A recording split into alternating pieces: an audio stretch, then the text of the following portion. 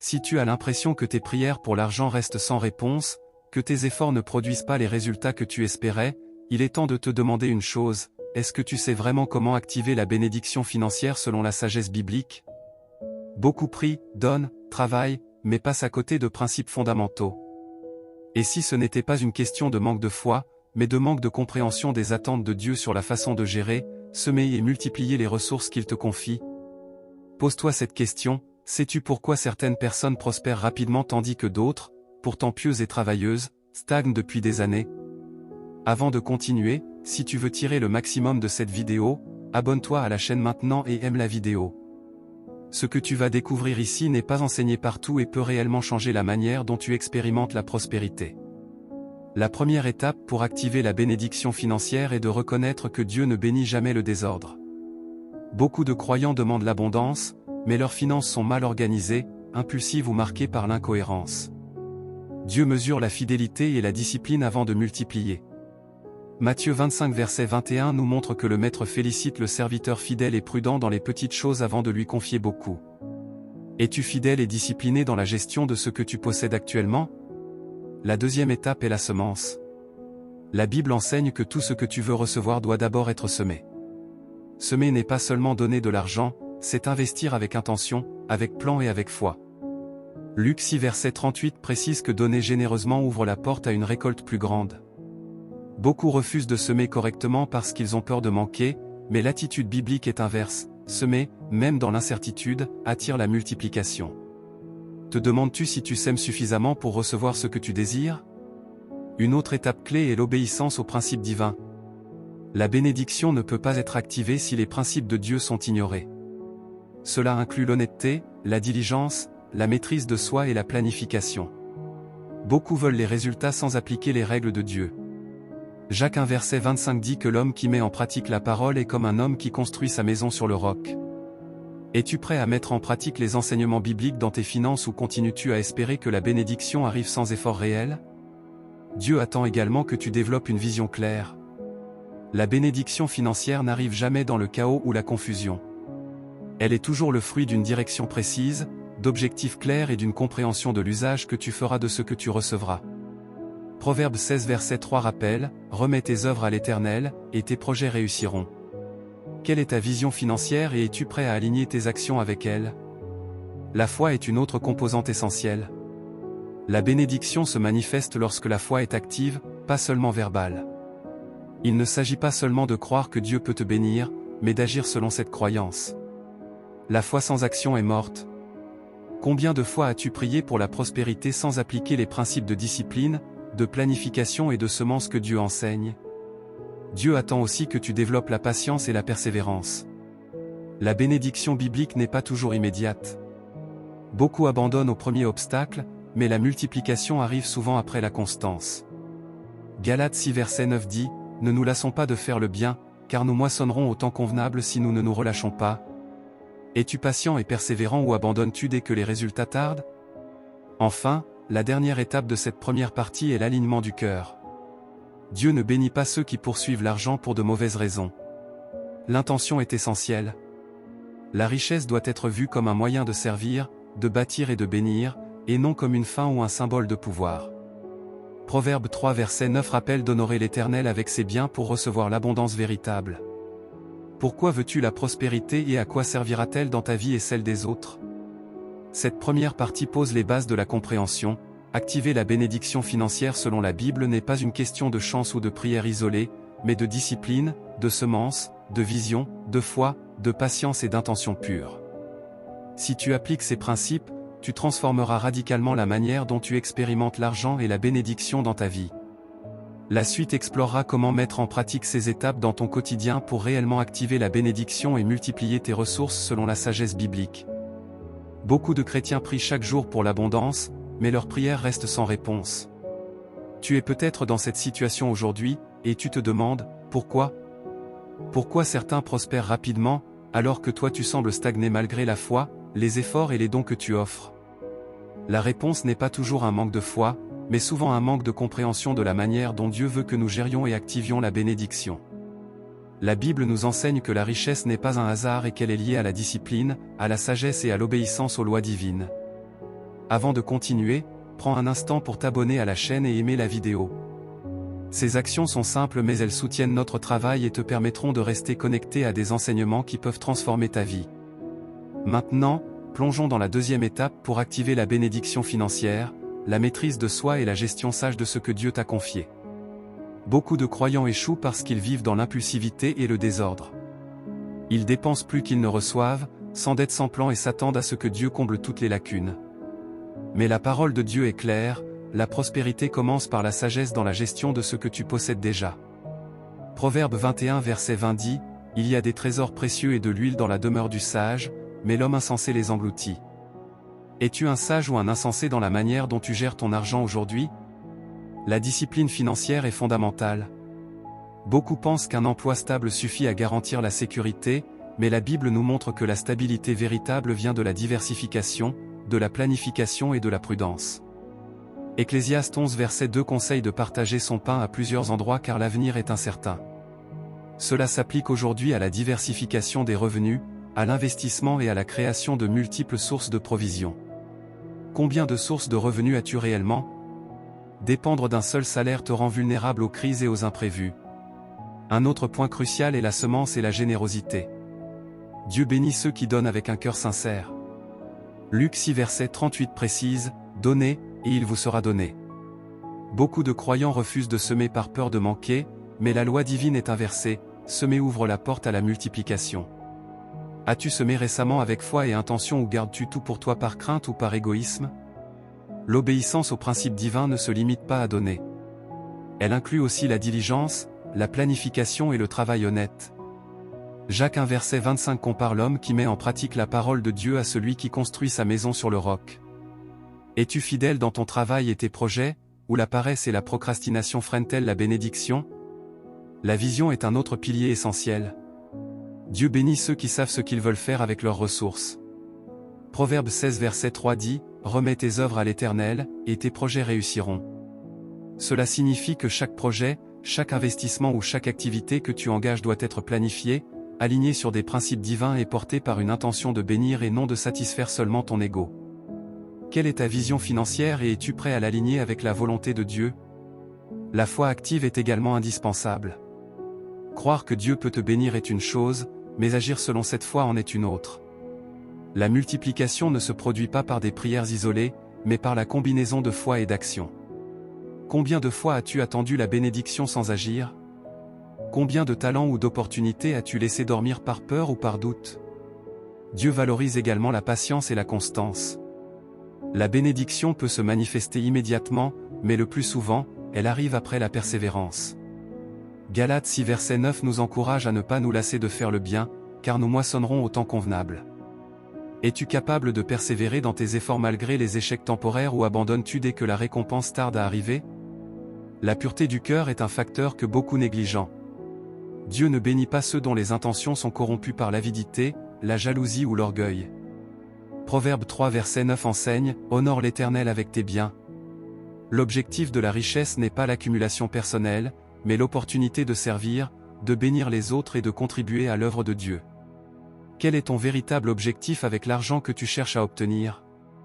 Un aspect pratique de l'activation de la bénédiction est de structurer tes finances. Beaucoup de croyants ne connaissent pas la différence entre les dépenses nécessaires, les investissements intelligents et le gaspillage. Dieu appelle à la sagesse dans toutes choses, y compris dans la gestion quotidienne de l'argent. As-tu un plan pour tes revenus, ou es-tu constamment réactif aux besoins et aux urgences? Dieu valorise également l'apprentissage et l'éducation. La sagesse pratique et spirituelle augmente la valeur de ce que tu possèdes. Proverbe 4 verset 7 rappelle, « La sagesse est la principale chose, acquiert la sagesse, et avec tout ce que tu possèdes, acquiert l'intelligence. » Cherches-tu à comprendre comment utiliser tes ressources de manière stratégique, ou avances-tu à l'aveugle? La multiplication des ressources n'est pas seulement monétaire. Il s'agit aussi de multiplier ton influence, tes talents et ton impact. Dieu bénit la personne qui investit dans sa famille, sa communauté et son environnement. Que fais-tu pour multiplier ce qui t'a été confié, au-delà de l'argent? Une autre loi biblique importante est la prudence face aux dettes. Proverbe 22 verset 7 dit, « L'emprunteur est l'esclave du prêteur. » Beaucoup de croyants vivent dans la dépendance à des crédits ou des cartes de prêt, pensant que l'endettement est un outil pratique. Mais la Bible enseigne que la liberté financière commence par l'évitement des dettes inutiles et par la capacité à vivre selon ses moyens. Es-tu esclave de dettes ou libre pour recevoir et multiplier? L'investissement dans des actifs durables est également recommandé. Que ce soit par l'immobilier, l'agriculture, l'éducation ou les services, la Bible montre que la création de valeurs tangibles attire la bénédiction. Genèse 13 versets 14 à 17 nous montre comment la possession de la terre est liée à la stabilité et à la multiplication. As-tu commencé à investir dans des ressources qui portent du fruit sur le long terme? Dieu aime l'ordre et la préparation. Les bénédictions sont souvent activées dans un contexte de planification stratégique. Celui qui agit sans plan perd l'opportunité, même si Dieu est prêt à multiplier. Es-tu organisé et préparé ou improvises-tu constamment sans suivre un plan? La diligence spirituelle et professionnelle est un autre élément clé. Colossiens 3 verset 23 rappelle, « Tout ce que vous faites, faites-le de bon cœur comme pour le Seigneur et non pour les hommes. » La bénédiction divine accompagne ceux qui mettent excellence et intention dans chaque action, qu'elle soit petite ou grande. Combien d'efforts mets-tu réellement dans tes projets pour honorer Dieu et non simplement toi-même? La persévérance face aux obstacles est essentielle. Même quand les échecs se multiplient, Dieu bénit ceux qui se relèvent et continuent. La bénédiction n'est pas pour ceux qui abandonnent au premier revers, mais pour ceux qui tiennent ferme dans l'adversité. Comment réagis-tu face aux revers financiers? Les vois-tu comme des échecs ou comme des opportunités de croissance et de foi? Enfin, la générosité et le service sont des portes d'activation. Marc 10 verset 45 enseigne, « Le Fils de l'homme est venu non pour être servi, mais pour servir. » Lorsque tu utilises tes ressources pour servir, bénir et transformer des vies, Dieu multiplie ce que tu as. Te demandes-tu si ton argent sert à bâtir et bénir, ou seulement à satisfaire tes désirs?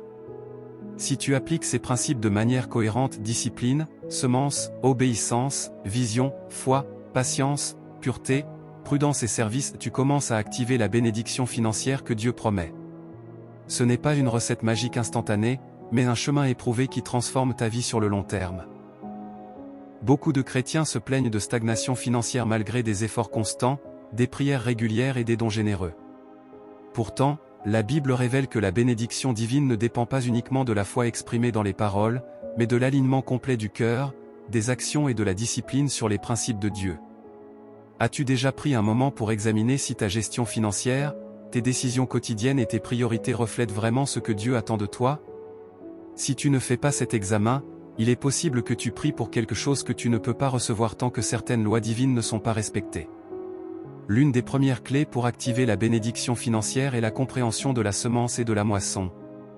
Luc 6 verset 38 précise que donner généreusement ouvre la porte à une abondance qui dépasse ce que l'on peut imaginer. Cependant, beaucoup donnent sporadiquement, sans intention ni plan, et se demandent ensuite pourquoi il n'y a pas de multiplication. Dieu ne multiplie pas le chaos ou l'impulsivité, il multiplie la semence déposée avec foi, stratégie et constance. Te demandes-tu si tes dons et investissements sont faits avec intention, ou sont-ils impulsifs et désordonnés? Dieu attend également que tu organises tes finances avec sagesse et diligence. La Bible compare l'homme diligent à celui qui accumule des trésors précieux et de l'huile, tandis que l'insensé dépense tout sans plan, Proverbe 21 verset 20. La gestion quotidienne des ressources est un test de fidélité. Beaucoup échouent parce qu'ils négligent l'ordre, confondent besoins et désirs, ou vivent au-dessus de leurs moyens. Sais-tu exactement où va ton argent chaque mois? Connais-tu tes entrées et tes sorties?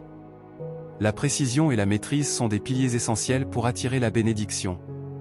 Un autre point essentiel est l'obéissance aux principes divins. La bénédiction n'est pas simplement une question de demande, elle est conditionnée par le respect de certaines lois. Jacques 1 verset 25 enseigne que celui qui met en pratique la parole est comme un homme qui construit sa maison sur le roc. La maison financière construite sur le roc est celle où les décisions sont alignées sur la discipline, l'honnêteté et la diligence. Combien de fois as-tu ignoré la sagesse biblique au profit de choix rapides, faciles ou séduisants, en espérant que la bénédiction viendrait malgré tout? Dieu valorise également la vision et la planification. Proverbe 16 verset 3 dit, « Remets tes œuvres à l'Éternel, et tes projets réussiront. » Chaque action financière doit avoir une intention, un plan et un objectif clair. Beaucoup de croyants agissent sans plan et se demandent ensuite pourquoi leurs efforts stagnent. Sais-tu exactement ce que tu veux accomplir financièrement, et as-tu un plan détaillé pour y parvenir? La bénédiction se manifeste quand la foi et la stratégie se rencontrent. La foi active est un autre pilier. Il ne suffit pas de croire que Dieu peut te bénir, il faut agir selon cette foi. La Bible montre que la multiplication arrive souvent par des actions mesurées et intentionnelles, non par des prières isolées.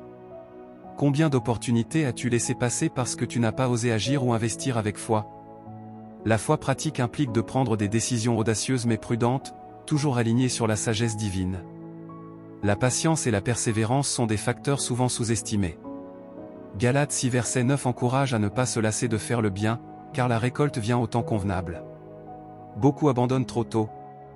La bénédiction biblique ne se manifeste pas toujours immédiatement, elle suit les saisons, les cycles et la constance. Sais-tu reconnaître que chaque étape de ta vie financière, même les périodes de stagnation, est une phase de préparation pour quelque chose de plus grand? La pureté du cœur est également cruciale. Proverbe 3 verset 9 rappelle, « Honore l'Éternel avec tes biens, et avec les prémices de tout ton revenu. » La bénédiction ne vient pas à ceux qui recherchent l'argent pour des raisons égoïstes, pour impressionner ou pour satisfaire l'orgueil. Dieu attend que l'argent devienne un moyen de servir et de bénir. Quelles sont tes véritables motivations pour vouloir la prospérité? Sont-elles alignées avec Dieu ou centrées sur toi-même? Une autre clé est la discipline et la prudence face aux dettes. Proverbe 22 verset 7 dit, « L'emprunteur est l'esclave du prêteur. » La liberté financière dépend de la capacité à vivre selon ses moyens, à éviter les crédits inutiles et à investir de manière réfléchie. Trop de chrétiens se laissent piéger par des dettes qui limitent leur capacité à recevoir et multiplier les bénédictions. Te laisses-tu contrôler par des obligations financières, ou es-tu maître de ce que tu possèdes? Dieu attend également que tu investisses dans des ressources durables et fructueuses. Genèse 13 versets 14 à 17 montre comment la possession de la terre est liée à la stabilité et à la multiplication. Aujourd'hui, cela peut se traduire par l'éducation, l'immobilier, l'agriculture, l'entreprise ou les services. Multiplier ses compétences et ses actifs concrets attire la bénédiction sur le long terme. As-tu commencé à investir dans ce qui porte des fruits durables? La persévérance dans l'apprentissage et le conseil est essentielle. Proverbe 19 verset 20 dit, « Écoute le conseil et reçois l'instruction, afin que tu sois sage pour ton avenir. » La bénédiction se manifeste souvent lorsque l'on apprend, que l'on ajuste ses actions et que l'on applique la sagesse accumulée. Refuser le conseil ou ignorer les enseignements bibliques ralentit la prospérité. Es-tu ouvert à apprendre et à corriger tes habitudes financières? Dieu valorise également la multiplier, non seulement l'argent mais l'impact. L'abondance est destinée à transformer des vies. Matthieu 25 verset 40 nous rappelle que servir les autres revient à servir Dieu. La bénédiction réelle se mesure à l'impact que tes ressources créent autour de toi. Ton argent transforme-t-il la vie des autres ou sert-il uniquement à tes désirs personnels? La cohérence et la fidélité dans les petites choses sont décisives. Celui qui gère mal les petites ressources ne sera pas capable de gérer plus. La fidélité quotidienne, la prudence et la discipline dans les aspects simples de la vie financière sont ce qui attire la multiplication et la bénédiction. Te considères-tu fidèle et constant dans tes choix, même pour de petites sommes ou de petites décisions? Dieu attend aussi que tu alignes chaque décision sur sa volonté, pas seulement sur ton désir. La prospérité durable vient de la combinaison d'actions humaines prudentes et d'un cœur aligné avec Dieu. S'assurer que chaque investissement, chaque dépense et chaque don est conforme à la sagesse divine est essentiel pour activer la bénédiction. As-tu vérifié si tes choix financiers respectent vraiment les principes bibliques ou suis-tu seulement ce qui te semble pratique ou attrayant? La générosité stratégique est également indispensable. Donner ne se limite pas aux dons à l'Église ou à quelques œuvres de charité. La bénédiction s'active lorsqu'on investit dans la vie des autres, dans la formation, le mentorat, les projets durables et dans l'œuvre de Dieu. Combien d'opportunités as-tu pour semer dans la vie des autres et multiplier ainsi ta bénédiction? La gestion du temps et des ressources est une autre clé. Beaucoup confondent activité et productivité. Travailler dur ne suffit pas, il faut travailler avec sagesse, planification et alignement sur des objectifs clairs. Proverbe 24 verset 27 enseigne de préparer son champ avant de construire sa maison, ce qui signifie qu'avant de chercher la prospérité, il faut préparer le terrain. As-tu préparé le terrain pour recevoir la bénédiction ou agis-tu sans stratégie? Enfin, Dieu attend que tu développes une foi persistante et active dans toutes les situations, même quand les résultats ne sont pas immédiats. La bénédiction divine n'est pas un événement ponctuel mais un processus. La constance dans la prière, la discipline, la semence et la fidélité activent la multiplication. As-tu une foi persistante ou abandonnes-tu dès que tu ne vois pas de résultats immédiats? Cette partie montre que la bénédiction financière selon la Bible ne dépend pas de miracles ponctuels mais d'une vie alignée avec la sagesse divine. Chaque décision, chaque acte de discipline, chaque semence, chaque vision et chaque action stratégique active le flux de la bénédiction. Dieu ne bénit pas le désordre. Pourtant, combien de croyants prient pour la prospérité tout en laissant leur vie financière au hasard? Les prières restent sans réponse parce que les principes divins ne sont pas appliqués dans le quotidien. La Bible enseigne que la bénédiction suit la discipline, la planification et l'obéissance. As-tu déjà examiné si tes choix financiers, tes habitudes de dépenses et tes investissements sont réellement alignés avec la sagesse biblique? Un élément fondamental pour activer la bénédiction est la discipline dans la gestion des ressources. Proverbe 21 verset 20 dit, « Il y a des trésors précieux et de l'huile dans la demeure du sage, mais l'homme insensé les engloutit. » Beaucoup de croyants dépensent sans plan, accumulent des dettes inutiles et espèrent que la multiplication viendra malgré tout. La fidélité dans les petites choses financières attire les grandes bénédictions. Es-tu fidèle dans tes petites dépenses et dans la manière dont tu gères chaque centime, ou la négligence domine-t-elle tes finances? La foi active est également indispensable. Croire que Dieu peut te bénir n'est pas suffisant si tu ne mets pas en pratique les principes bibliques. Jacques 2 verset 17 rappelle que la foi sans les œuvres est morte. Chaque action que tu entreprends doit être guidée par la foi et alignée avec les lois divines. As-tu agi selon ta foi ou continues-tu à attendre que la bénédiction tombe sans effort concret? La vision et la planification sont des piliers essentiels. Proverbe 16 verset 3 dit, « Remets tes œuvres à l'Éternel, et tes projets réussiront. » Cela signifie que chaque projet, chaque investissement ou chaque décision financière doit être réfléchi et soutenu par une vision claire. Trop de croyants agissent au hasard et se demandent ensuite pourquoi les résultats ne viennent pas. Quelle est ta vision financière et comment l'as-tu alignée avec Dieu? La semence et la générosité sont des lois incontournables. Luc 6 verset 38 enseigne que donner généreusement ouvre la porte à une abondance qui dépasse ce que l'on peut imaginer. Beaucoup refusent de semer correctement par peur de manquer, mais la multiplication biblique est conditionnée par la semence déposée avec foi. Donnes-tu avec intention ou uniquement quand cela te semble confortable? L'obéissance aux principes divins va bien au-delà du don. Elle inclut l'honnêteté, la diligence et le respect des lois spirituelles dans chaque action. Proverbe 11 verset 1 dit que le Seigneur abhorre les balances fausses, mais se réjouit de l'équité. Chaque décision financière, aussi petite soit-elle, est un test de fidélité. Es-tu fidèle dans toutes tes transactions ou cherches-tu le gain rapide au détriment de l'intégrité? La patience et la persévérance sont essentielles. Galates 6 verset 9 enseigne que nous ne devons pas nous lasser de faire le bien, car nous moissonnerons au temps convenable. Beaucoup abandonnent à la première difficulté, ignorant que la bénédiction divine se manifeste souvent après une constance soutenue. Comment réagis-tu face aux obstacles financiers? Les vois-tu comme des épreuves ou comme des étapes nécessaires à la multiplication? La pureté des intentions est un autre facteur crucial. Proverbe 3 verset 9 enseigne, « Honore l'Éternel avec tes biens, et avec les prémices de tout ton revenu. » La bénédiction n'est pas pour ceux qui poursuivent l'argent pour impressionner ou satisfaire leur ego, mais pour ceux qui désirent servir et bénir à travers leurs ressources. Pourquoi veux-tu la prospérité et à quoi servira-t-elle réellement? La prudence face aux dettes est souvent négligée. Proverbe 22 verset 7 dit, « L'emprunteur est l'esclave du prêteur. » Les dettes non planifiées créent des limitations et bloquent la bénédiction. Beaucoup de croyants ne réalisent pas que la liberté financière commence par la maîtrise de leur endettement et l'investissement réfléchi. Es-tu libre financièrement ou es-tu esclave de dettes et d'obligations? Dieu valorise l'investissement dans des ressources durables. Genèse 13 versets 14 à 17 montre que la possession de la terre est liée à la multiplication et à la stabilité. Aujourd'hui, cela peut être l'éducation, les compétences, l'immobilier ou l'entreprise. As-tu commencé à investir dans des actifs qui portent des fruits sur le long terme? L'apprentissage et l'ouverture au conseil sont essentiels pour activer la bénédiction. Proverbe 19 verset 20 dit, « Écoute le conseil et reçois l'instruction, afin que tu sois sage pour ton avenir. » Beaucoup refusent de recevoir des conseils ou de corriger leurs erreurs, retardant ainsi leur prospérité. Es-tu prêt à apprendre et à ajuster tes habitudes financières selon la sagesse biblique? La multiplication de l'impact, et non seulement de l'argent, est importante. Matthieu 25 verset 40 rappelle que servir les autres revient à servir Dieu. La véritable bénédiction se mesure à l'impact que tes ressources ont sur ton entourage, ta communauté et l'œuvre de Dieu.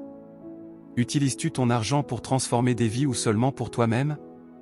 La fidélité et la constance dans les petites choses financières attirent la multiplication. L'insouciance, la procrastination et la gestion impulsive bloquent la bénédiction. Es-tu constant dans tes choix, ou la négligence domine tes finances?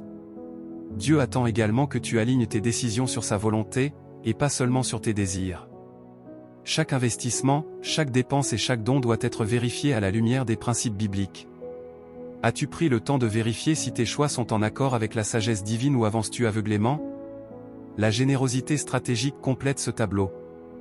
Donner n'est pas seulement un acte ponctuel, il s'agit de semer dans la vie des autres, dans le ministère et dans des projets durables. Dieu multiplie ce qui est utilisé pour bénir. Combien d'opportunités as-tu pour semer de manière stratégique et alignée avec sa volonté?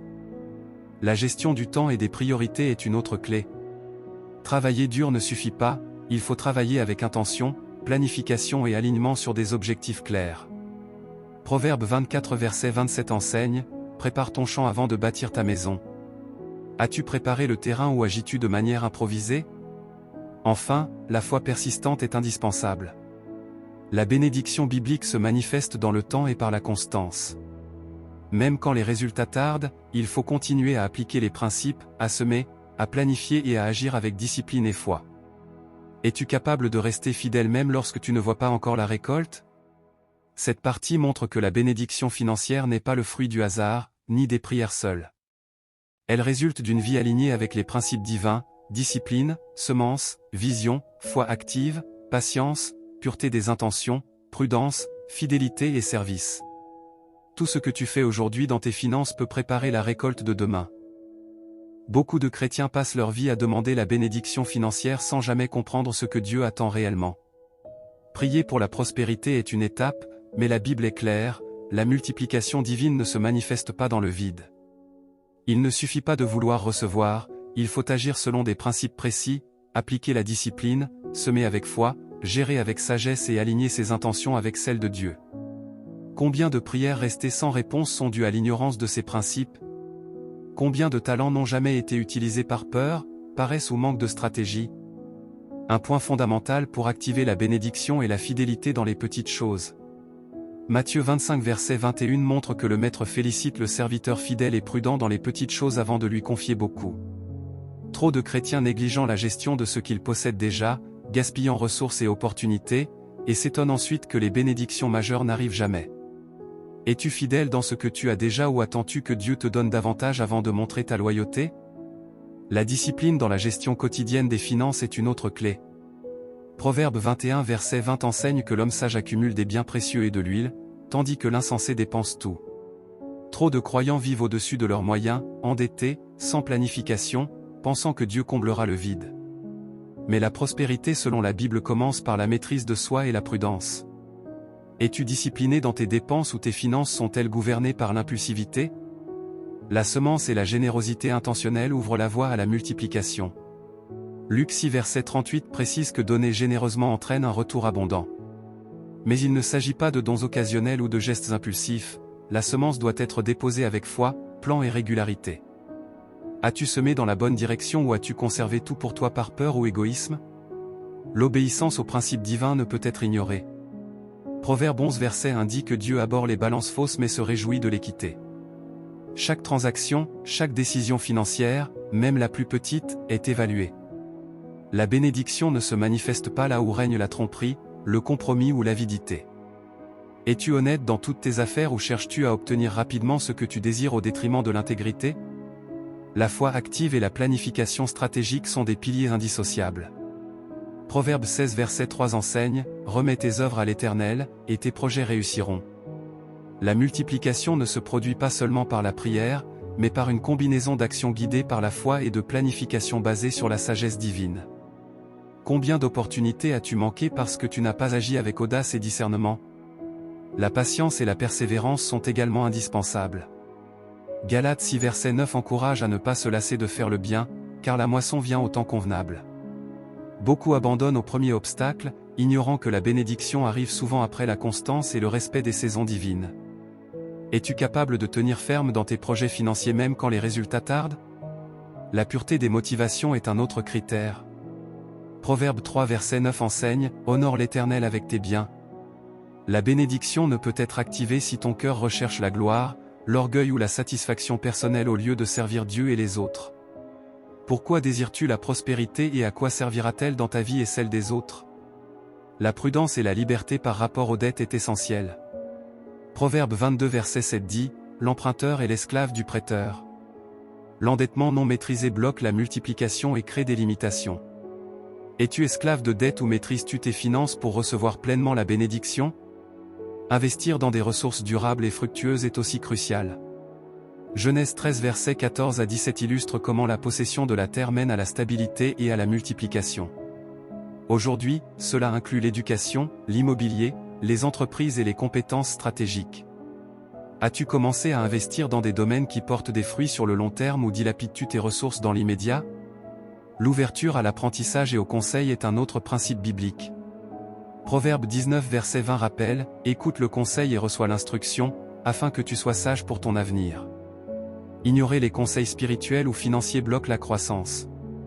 Es-tu disposé à apprendre, à corriger tes erreurs et à ajuster tes habitudes selon la sagesse divine? La multiplication de l'impact complète l'équation. Matthieu 25 verset 40 montre que servir les autres revient à servir Dieu. L'argent est une ressource pour bénir et transformer des vies, pas seulement pour satisfaire des désirs personnels. Comment utilises-tu ton argent, pour toi seul ou pour impacter positivement ton entourage? La constance et la fidélité dans les petites choses attirent la multiplication. La négligence et la procrastination dans les décisions quotidiennes bloquent la bénédiction. Es-tu constant et fidèle dans tes choix financiers ou es-tu soumis à l'impulsivité et aux distractions? L'alignement des actions sur la volonté de Dieu est crucial. Chaque dépense, don ou investissement doit être guidé par la sagesse divine et non par l'émotion ou le désir immédiat. Tes décisions financières reflètent-elles la volonté de Dieu ou suivent-elles seulement ce qui semble facile ou pratique? La générosité stratégique et réfléchie est un catalyseur pour la multiplication. Elle ne se limite pas aux dons religieux, mais inclut tout acte de semence qui impacte la vie des autres de manière durable. Es-tu prêt à semer de façon intentionnelle et stratégique pour recevoir la bénédiction? La gestion du temps et des priorités fait partie intégrante de la prospérité. Proverbe 24 verset 27 rappelle, prépare ton champ avant de bâtir ta maison. Travailler dur sans planification ne suffit pas. As-tu organisé ta vie et tes finances pour maximiser la bénédiction, ou es-tu toujours dans l'improvisation? Enfin, la persistance dans la foi et l'action est déterminante. La bénédiction divine se manifeste progressivement pour ceux qui restent fidèles, qui s'investissent dans les principes bibliques et qui appliquent la discipline et la sagesse dans toutes les dimensions de leur vie financière. Es-tu capable de maintenir ta foi active et tes actions alignées même face aux difficultés? Cette partie démontre que la bénédiction financière selon la Bible est un processus complet et structuré. Chaque décision, chaque acte de discipline, chaque semence et chaque intention pure contribuent à activer la multiplication et la prospérité dans ta vie. L'abondance n'est jamais un hasard mais le fruit d'une vie alignée avec Dieu et guidée par sa sagesse. Beaucoup de chrétiens se demandent pourquoi, malgré leur foi, leur travail acharné et leurs prières, ils ne voient pas la bénédiction financière se manifester dans leur vie. La vérité, selon la Bible, est que la bénédiction divine ne tombe jamais du ciel sans qu'il y ait une discipline, une fidélité et un alignement sur les principes que Dieu a établis. Il ne suffit pas de demander, il faut agir selon des lois précises, semer avec foi, gérer avec sagesse et diriger sa vie selon la volonté divine. Combien de croyants ont prié pendant des années sans comprendre que certains comportements et habitudes bloquent la multiplication? La première chose à comprendre est que Dieu ne bénit pas le désordre ni la négligence. Proverbe 21 verset 20 rappelle que l'homme sage accumule des trésors précieux et de l'huile, tandis que l'insensé gaspille tout. Beaucoup vivent sans planification, dépensent impulsivement et s'étonnent que la bénédiction ne se manifeste pas. Es-tu fidèle dans ce que tu possèdes aujourd'hui ou la négligence domine-t-elle ta gestion financière? La foi active est essentielle. Jacques 2 verset 17 enseigne que la foi sans les œuvres est morte. Croire que Dieu peut te bénir n'est pas suffisant si tes actions ne reflètent pas cette foi. Chaque décision financière, chaque investissement et chaque initiative doivent être guidées par la foi et alignées sur les principes divins. Combien d'opportunités as-tu laissé passer parce que tu n'as pas osé agir avec discernement et courage? La semence et la générosité sont des leviers essentiels pour activer la bénédiction. Luc 6 verset 38 précise que donner généreusement ouvre la porte à une abondance qui dépasse l'imagination. Cependant, il ne suffit pas de donner occasionnellement. La semence doit être déposée avec foi, intention et régularité. Te demandes-tu si tes dons ou tes investissements sont faits avec une véritable intention ou seulement par habitude ou confort? La planification et la vision sont également primordiales. Proverbe 16 verset 3 enseigne, « Remets tes œuvres à l'Éternel, et tes projets réussiront. » Chaque action, projet ou investissement doit être réfléchi, structuré et aligné sur la volonté de Dieu. Trop de croyants agissent au hasard et s'étonnent ensuite que les résultats n'apparaissent pas. Quelle est ta vision pour tes finances et as-tu élaboré un plan pour la réaliser conformément à la sagesse divine? L'obéissance aux principes divins est un autre facteur critique. Proverbe 11 verset 1 montre que Dieu abhorre les balances fausses mais se réjouit de l'équité. Chaque décision financière, chaque transaction, même la plus petite, est évaluée. La bénédiction se manifeste là où l'intégrité et la fidélité existent. Es-tu honnête dans toutes tes affaires ou cherches-tu le gain rapide au détriment de la fidélité? La patience et la persévérance sont indispensables. Galates 6 verset 9 enseigne de ne pas se lasser de faire le bien, car la moisson vient au temps convenable. Beaucoup abandonnent dès le premier obstacle, ignorant que la multiplication arrive après la constance et la fidélité. Comment réagis-tu face aux défis financiers? Les vois-tu comme des opportunités d'apprentissage ou comme des raisons d'abandonner? La pureté des intentions est un autre facteur décisif. Proverbe 3 verset 9 rappelle d'honorer l'Éternel avec ses biens. La bénédiction ne peut se manifester si ton cœur poursuit l'orgueil, l'avidité ou la recherche de statut. Pourquoi désires-tu la prospérité et comment comptes-tu utiliser ce que tu recevras pour bénir les autres? La prudence face aux dettes est souvent négligée. Proverbe 22 verset 7 indique que l'emprunteur est l'esclave du prêteur. Vivre sous le poids de dettes non nécessaires limite considérablement la capacité à recevoir et multiplier la bénédiction.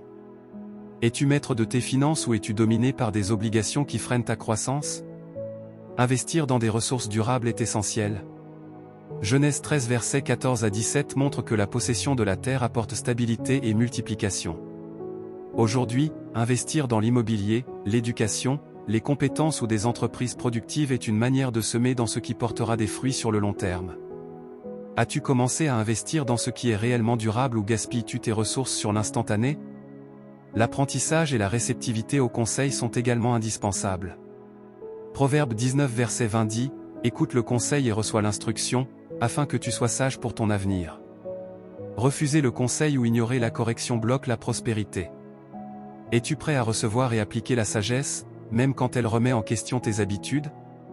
La multiplication de l'impact doit aller au-delà de la simple accumulation. Matthieu 25 verset 40 rappelle que servir les autres revient à servir Dieu. La véritable prospérité implique de bénir et de transformer la vie des autres, et non de s'enrichir uniquement pour soi-même. Comment utilises-tu ton argent, pour créer un impact durable ou uniquement pour ton confort personnel? La constance et la fidélité dans les petites choses attirent la multiplication. Les petites décisions répétées avec sagesse produisent un effet cumulatif sur la vie financière. Es-tu fidèle dans les petites choses ou négliges-tu les détails qui font la différence sur le long terme? Aligner tes actions sur la volonté de Dieu est crucial.